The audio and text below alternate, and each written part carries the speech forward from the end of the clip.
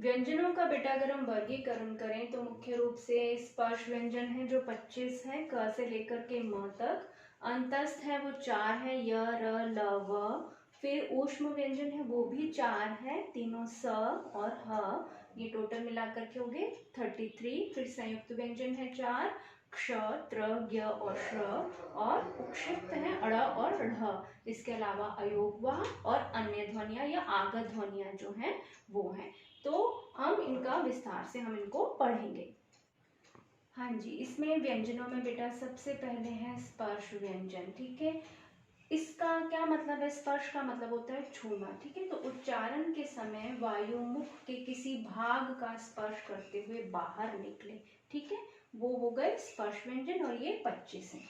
क से लेकर म तक के व्यंजनों के 5 वर्ग हैं और हर वर्ग में 5-5 व्यंजन हैं। ये हम आगे विस्तार से पढ़ेंगे। ठीक है, प्रत्येक वर्ग का नाम वर्ग के पहले अक्षर या वर्ण के अनुसार है। जैसे क वर्ग है, ठीक है, च वर्ग है तो पहला अक्षर उनका क है, च है, त है, प है, तो वो उस वर्ग का नाम क वर्ग, च वर्ग, प वर्ग इस तरह से। ठीक है, और हर वर्ग का 5वां वर्ण पंचम वर्ण कहलाता है।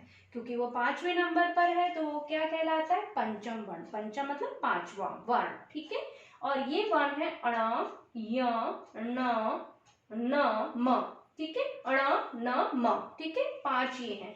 और एक खास बात ये कि जो अब हमारी मानक हिंदी है, मानक हिंदी क्या है? जिसको हम लिखित रूप में स्वीकार करें। जो क्योंकि क्या है, भाषा में एक रूपता लाने के लिए हमें एक रूप को स्वीकार करना पड़ता है। ठीक है, तो पहले क्या था कि जैसे क वर्ग में कहीं आ रहा है, जैसे मुझे कंगा लिखना है, ठीक है, कंघा लिखना है, तो फिर या गंगा लिखना है। ठीक है, तो क ख ग का क ख ग घ अणा होता है। ठीक है, अणा होता है तो उसमें बीच में क्या आएगा? ग, फिर ये वाला अंग की बिंदी की जगह ये आएगा और फिर गा। ठीक है, तो इससे क्या होता था, हमें टाइपिंग में जो है उसमें दिक्कत आती थी इन वर्णों को लगाने में। अब हमने क्या कर लिया, पंचम वर्ण अगर कहीं आ रहा है तो हम उसकी जगह अनुस्वार लगाते हैं। वो हम और आगे विस्तार से मैं आपको इसको समझाऊंगी।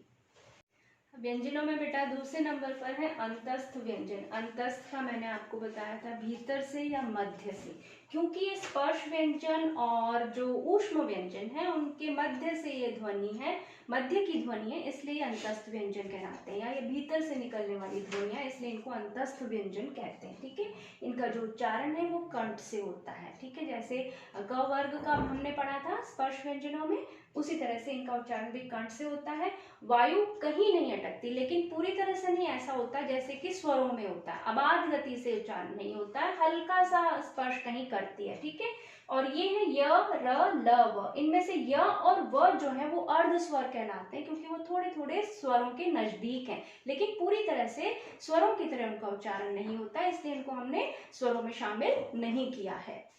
व्यंजनों में बेटा तीसरे नंबर पर जो व्यंजन है वो है ऊष्म व्यंजन। ठीक है, ऊष्म व्यंजन क्या होते हैं कि इनके उच्चारण के समय, उच्चारण का मतलब होता है बोलते समय, ठीक है, उच्चारण के समय वायु रगड़ खाकर ऊष्मा उत्पन्न करती है। ऊष्मा क्या होती है? गर्मी। जैसे सूर्य से हमें क्या मिलती है? ऊष्मा मिलती है, गर्मी मिलती है। ठीक है, तो जब हम इन व्यंजनों को बोलते हैं, इनका उच्चारण करते हैं, तो मुंह से क्या होगा, जो है वायु रगड़ खा करके ऊष्मा पैदा करेगी। ऊष्मा पैदा करेगी, इसका मतलब जो हवा है वो कैसी हो जाएगी? गर्म हो जाएगी। जो हवा निकलेगी वो गर्म निकलेगी। आप इन व्यंजनों को बोलकर देखिए, श, श, स और ह। तो हवा कैसे आपको महसूस हो रही है? गर्म, थोड़ी गर्म हो रही है, ऊष्मा जैसी महसूस हो रही है हमें। ठीक है, इसलिए इनका इस वर्ण, इन व्यंजनों का जो नाम है वो क्या रखा है? ऊष्म व्यंजन। ठीक है, इनमें से जो क्ष है, इसका उच्चारण हम जो है, हम में से कोई भी सही नहीं करता है, एक्चुअली वो उच्चारण हम कर ही नहीं पाते। ठीक है, बाकी क्या है? ये तीनों स और ह क्या है? ये ऊष्म व्यंजन है।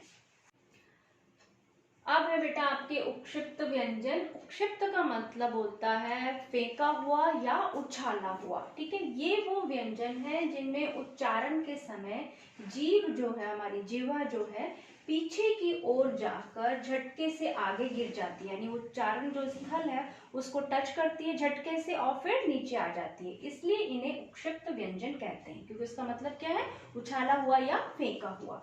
यह दो है अड़ व अढ़, ड व ढ नहीं, अड़ अढ़। यहाँ बिंदी लग गई, इनका उच्चारण क्या होगा, अड़ अढ़। और वो क्या है, ड ढ, डर, डरावना, ठीक है, और ढक्कन, ठीक है। इन व्यंजनों से कोई भी शब्द आरंभ नहीं होता। इनकी खास बात क्या है कि ये वो व्यंजन है जिनसे कोई भी शब्द जो है वो स्टार्ट नहीं होता है, शुरुआत में कभी नहीं आते, या तो शब्द के बीच में आएंगे या फिर अंत में आएंगे। जैसे पढ़ाई, अड़ा अड़ा आ गया ना, पढ़ाई, ठीक है, लड़ाई, ठीक है, लेकिन ये कभी भी शुरू में नहीं आते हैं।